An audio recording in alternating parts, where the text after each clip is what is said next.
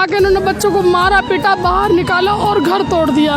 मुन्ना कुरैशी को भी अंदर बंद कर दिया, वकील हसन को भी, मेरे बेटे को भी, मेरी बेटी को भी। इन्हें तीनों चारों को ले जाकर थाने में बंद कर दिया। हेलो दोस्तों, आज एक बहुत दुखद घटना के साथ और बहुत दुखद ख़बर के साथ मैं आपके सामने हाजिर हुआ हूँ।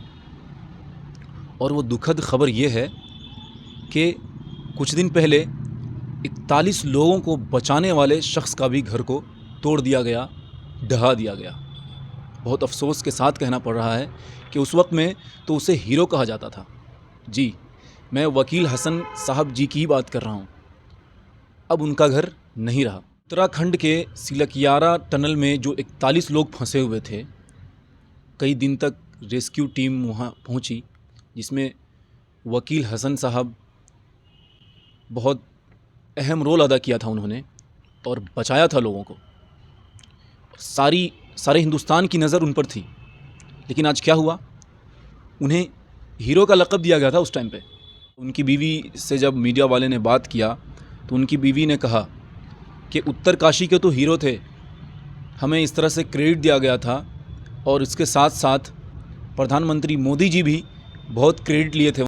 इतना ही नहीं, आप वीडियो देखिए, वीडियो में किस तरह से प्रधानमंत्री क्रेडिट ले रहे हैं। और ऐसा लग रहा है कि जो टीम थी, वकील हसन साहब के साथ जो टीम थी, उन्होंने नहीं वहाँ के लोगों को बचाया, बल्कि ऐसा लग रहा था कि प्रधानमंत्री मोदी जी ही जाकर वहाँ लोगों को बचाए हैं। तो इस तरह से प्रधानमंत्री जी क्रेडिट जीवी का काम करते हैं और वही 41 लोगों को बचाने वाले शख्स का घर को तोड़ दिया जाता है, ढहा दिया जाता है और कहा जाता है प्रधानमंत्री आवास योजना के ज़रिए से उन्हें घर दिया जाएगा। लेकिन उनकी बीवी से जब बात हुई तो उनकी बीवी ने बताया कि अभी लिखित तौर पे हमें कुछ नहीं दिया गया, कुछ नहीं बताया गया।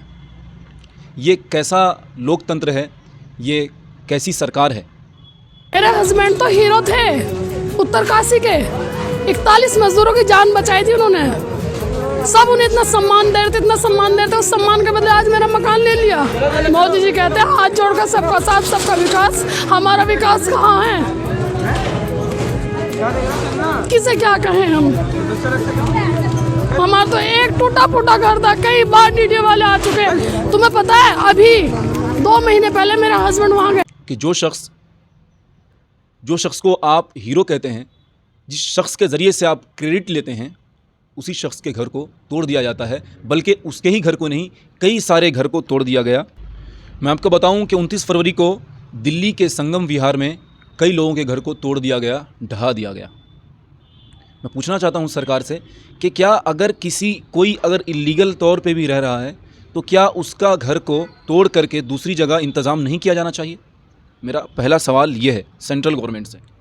क्या बरसों से बने घर को तोड़ने के लिए सिर्फ 1 दिन का टाइम दिया जाएगा, 1 दिन की नोटिस दी जाएगी और 1 दिन के अंदर सारा सामान को निकाला कैसे जा सकता है?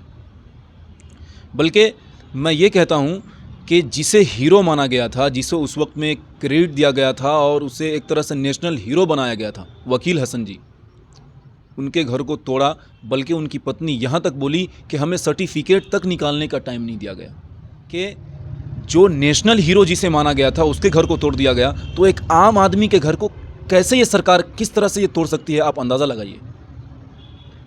और इतना ही नहीं, मैं ये भी सरकार से पूछना चाहता हूँ कि क्या इलेक्टोरल बॉन्ड को, जिसे सुप्रीम कोर्ट ने अमान्य घोषित किया, क्या इलेक्टोरल बॉन्ड के ज़रिए से जितने पैसे मिले गवर्नमेंट को और उस पैसे के ज़रिए से गवर्नमेंट ने जितने बंगले बनाए, जितने ऑफिसेज़ बनाए, अब तो वो अमान्य हो गया।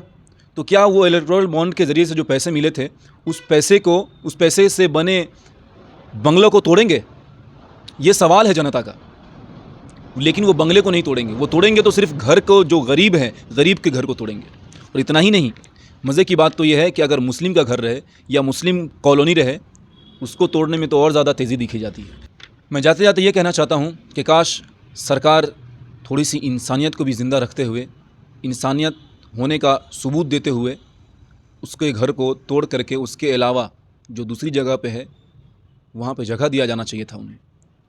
देखते हैं उन लोगों को घर मिलता है या नहीं मिलता है। अफसोस की बात है कि इस अतिक्रमण के अलावा इंसानियत के नज़रिए से भी देखना चाहिए कि हमारे बड़ों का कहना है, हमने अपने बड़ों से सुना है कि चिड़िया के घर को भी नहीं तोड़ना चाहिए, लेकिन चिड़िया के घोंसले को भी नहीं तोड़ना चाहिए, पाप लगता है। लेकिन ये सरकार आम जनता के, गरीब के घर को तोड़ रही है। खैर, वो तो आने वाला वक्त ही बताएगा कितना पाप लगता है या नहीं लगता है। देखते रहिए आप, फिर मिलेंगे फिर किसी और वीडियो के साथ। धन्यवाद।